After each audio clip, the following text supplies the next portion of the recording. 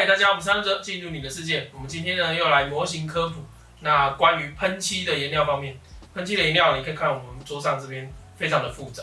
对，你去模型店里面也可以看到非常多的模型颜料。那要怎么选择？模型颜料分成2种，一种是油性的，跟一种是水性的。看你要油性派还是水性派？你是油性派呢，还是水性派呢？这个都是可以做选择。这2个颜料它的最大的差异点在于，第一个可逆性。什么叫可逆性？油性颜料不管怎样，它都可以被溶剂，就算干燥了，它还是可以被溶剂。你只要拿溶剂或者是拿香皂水去溶它，它就会掉下来。那水性呢？这个东西干燥了之后，它会变成一个膜，它是一个硬块在上面。那你要洗掉的话，也可以洗掉，但是它就会像一块一块的这样掉下来。那再来是油性的漆，就是油漆嘛，油漆必然是有毒，那它的味道会比较重、比较呛，那比较不适合在室内使用。那水性的话呢，它就比较没有味道，还有可能是香香的。对。那我们今天就是粗略的讲一下要怎么分辨这些漆。那还有在台湾你可以买到哪些漆料，要怎么分辨它是油性跟水性这样。我们会直接先把漆的种类先拆开成油性跟水性。那我们从油性的先来讲，油性漆呢，我们通称硝基漆。全部都叫硝基？没有，它有分成2种，一种是硝基漆，跟一种是珐琅漆。珐琅漆就是田工2颗星星的这种。那油性漆上面这个叫硝基漆嘛，那硝基漆它就是有几个牌子你可以挑，一个是俊士，然后再来是盖亚，然后台湾再来过来就是台湾的摩多、17跟玉电管这样子，大概这几个牌子就已经是全部了。俊士跟盖亚目前就是因为法规的关系，他们里面有添加就是环境危害的溶剂在里面，所以他们现在是被禁止入台湾的。珐琅漆的话就是田工，这个通常都是拿来入墨线或者是拿来小小的笔涂使用，会比较多用这个。那上面这个是喷涂用的。OK， 为什么珐琅可以拿来入墨线？是它的流动比较好？因为他们2个虽然都是油性漆，可是因为他们的漆性的强度不一样，所以珐琅漆在这个硝基漆的上面的时候，它不会破坏底下的这些。就是他们互不相干扰。对，他们互不相干扰，所以他才会拿珐琅来入那个。对，那如果你今天你用油性的漆喷涂，然后用这个硝基的去上面，你如果涂下去，它就是因为它的同样性质，所以它会融化。了解。那还是有一些小技巧可以不会融化，但是我们现在就先不讨论这个。那但是如果你用这个珐琅漆去上面涂的话，它就不会有融化的问题。对，它反而还可以在上面直接用擦拭的动作。然后也不会把漆擦掉。对，它也不会把下面的擦掉。因为它们2个是不同，一个是硝基，一个是珐琅。对，它比较弱。它的漆性比较多。对，这个比较弱。OK。那再来是水性，我们会叫做它叫水性，可是其实它们都是亚克力颜料。对。然后所以我们会听到什么亚克力水性啊，然后水性丙烯漆啊，水性酒精漆啊，这都是水性。水性漆主要是丙烯比较多，然后再来是酒精漆。对，那他们通称亚克力漆。全部都叫亚克力漆？他们都是亚克力漆。不管是丙烯或酒精都是亚克力漆。OK， 了解。对，丙烯系的有摩多，然后 Airbista， 然后当然 AV 八家他们也有出喷涂的，然后 GW 他们其实也有出喷涂的，但是因为真的价格不是很优，因为它就是10几ml就是跟台厂的差不多钱，所以就算了。又贵又小罐。对，它比较小罐。OK。然后再来是酒精系的，就是957。OK， 它有出喷涂用的，那这个就是要加酒精。它那个丙烯的，就是要加他们特有的溶剂，或者是加水都可以。水性的部分我们会另外做其他的影片给大家做参考，所以我们先暂时往油性的部分发展。因为油性其实还是比较多人使用。那我们先来辨认一下这几个牌子 ，Mr. Color 这个就是叫做俊士，那它有所谓的号，这是几号？那它会有几个比较重要的资讯。第一个是这个光泽，它有分成3种，一种是光泽，就亮亮的，对，然后一种是半光泽，断面，这种都叫做平光，嘿。然后最后一种是消光，它是粗粗的。那再来是这个颜色的名称，然后它还会有一个部分，这个叫做基本色。那这个基本色上面会有所谓的几种不一样的，比如说基本色、金属色，然后透明色，还有特殊色。那你要怎么分辨这个油漆到底是水性还是油性？其实你只要看这里就好。你有没有看到这边有一个火？哦，画一个火的就是油性，画一个火的其实就是油性。哦，通常都是油性。那它这边还会有一个地方写着有机溶剂中毒，上面有写有机溶剂，这个就是铁定是油性。对，就看到有火，然后跟有机溶剂，然后你看这边是写有毒。你如果觉得这样子分辨还不是很清楚的话，其实你还可以找这个石油类，这个上面写石油类、火气盐剂，这个只要是石油类的，就是油性的。那接下来这个是盖亚的牌子那个盖亚的牌子的最大的特色就是它有一个小小的小人，然后这边就是写盖亚 Color 嘛，然后你看这里一样会有写石油类、火气盐剂，然后这个是摩多，你有看到它这里就是会写光泽、基本色。然后这是色号，那它这里有写机甲白。那它这边因为是中文的，所以它还会有写说它希望你可以调整的漆料是1:2.5，然后这个是压力，压力开1.2就可以喷。对，这边也会有写火焰嘛。对，这边就知道它是油性。这个是 E7， 就是17，上面瓶盖上面有写个17，有写个17。然后这一瓶也是特殊色，这是跟蛇先生联名。那我们看这里，这个也是一样有火焰眼镜火漆，这个就是好。那这个是玉电管，然后它的一样是有写它是什么颜色，然后是几号这样。它这边的一样就是它会有一个写注意，一样都有火焰。然后这就是田宫的珐琅漆，对，这个是田宫珐琅漆田宫珐琅漆，你有看到它有一个比较特殊的地方，就是它是有一个写了一个 X，X 代表的是亮光，然后 FX 代表的是消光，它有2个系统。OK，那一样这边会有火焰，这边是火。那我们来介绍它的溶剂，这个溶剂系统比较特别，你是哪一家的厂牌你就用哪一家的溶剂，那每一家溶剂大概都会有这些东西。我是现在手上有的东西来跟你们讲。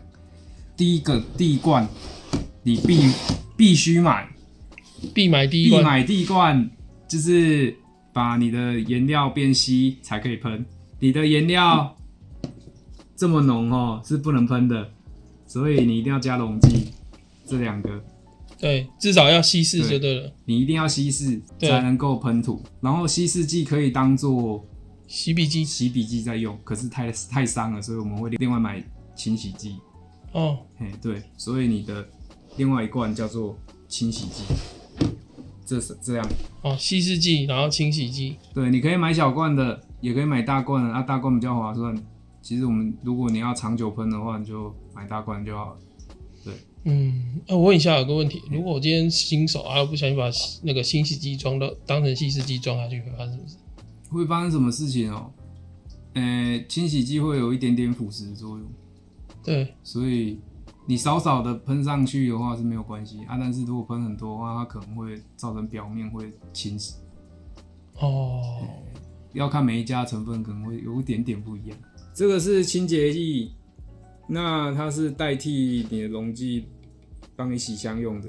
那它这个洗净力比较强，所以它会比溶剂还要再强一些，把你的笔清洁的比较干净一点。OK。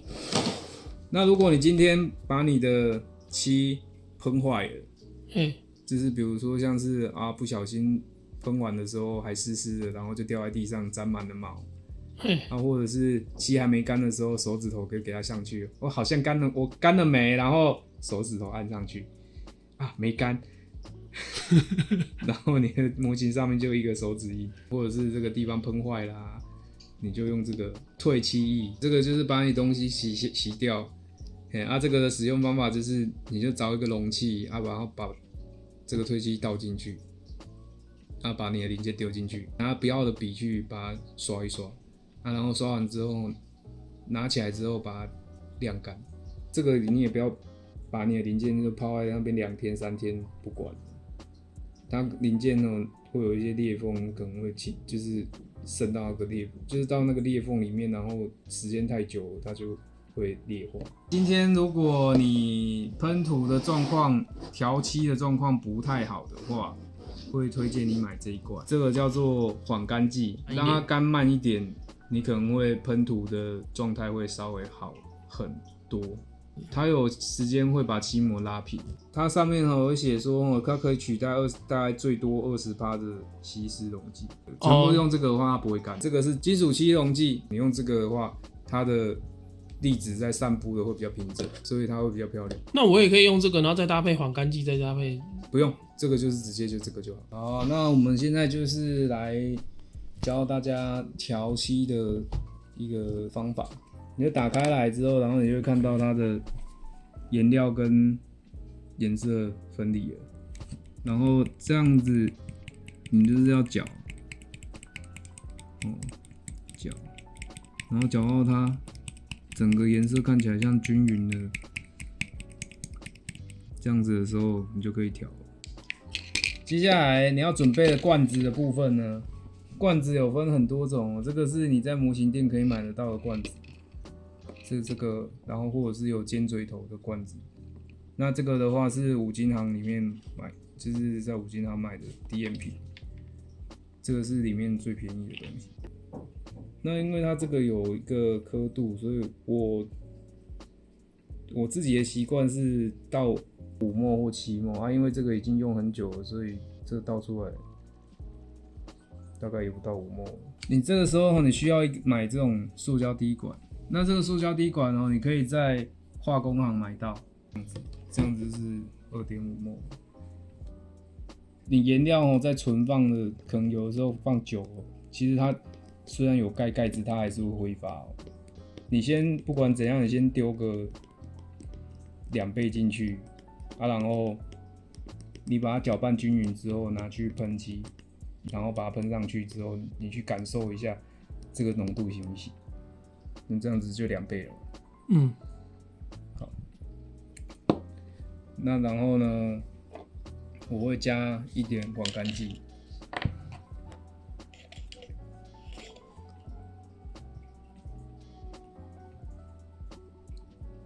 就是它最多就是10%嘛，所以它最多就是2末，所以你也不用加太多。那这样子我就完成了一罐，就是这个稀释的溶剂。然后要把它搅拌均匀。这个电动搅拌器我通常会用在那个颜料还没有就是在开始搅的时候，这个绝对比你用手还快。对，这个也没有很贵，这是卫福的，这是插电池的。这很快。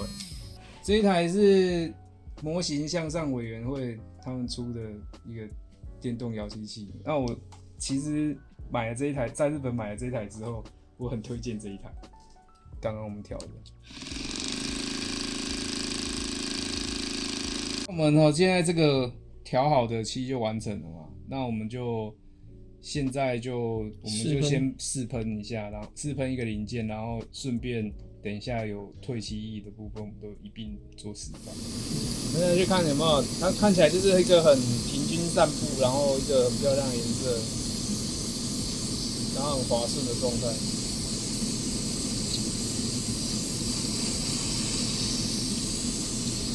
喷起来也不会觉得有什么不顺，好不好？这个就是正常的。好，那我们现在来看一下什么是爆开。有没有看到？你只要稍微沾久一点，它就会像水一样，像水滴这样子。然后像水一样炸开，这个就要炸开，这个就是太稀。看一下什么是太浓的状况。太浓的状况就是，你看我现在喷枪已经压到底了嘛，喷不出来，然后喷不出来，这个就是太浓了。然后喷出来的是这样子一点一点的，然后你就看什么都喷不出来，有没有？然后我们现在看一下，如果你模型喷坏的话，你就是拿个推起里面看你的模型多大啦。如果更大的话，你当然是要拿个更大的容器来装嘛。好，那简单来讲，推漆就是把它泡进去。那加那么多？因为这个汤匙比较深嘛，哇，所以我们没关系啊，这个我们这是实验精神，也不算实验精神。退完还可以倒回去吗？我已经用很多次，退完之后我是自己有一个回收的，另外一个回收的，就是这个是可以用的啊，但是看起来比较脏而已。它就是看起来比较脏，但是要不要重复使用就看你自己，因为这个东西我会拿来洗比较就是没那么重要的东西，然后它这个东西你不管是底补啊还是颜料，它都会退下来，对，所以就是其实就很简单，就是你就泡着，然后你就拿一个那个不要的毛刷，然后把它刷掉。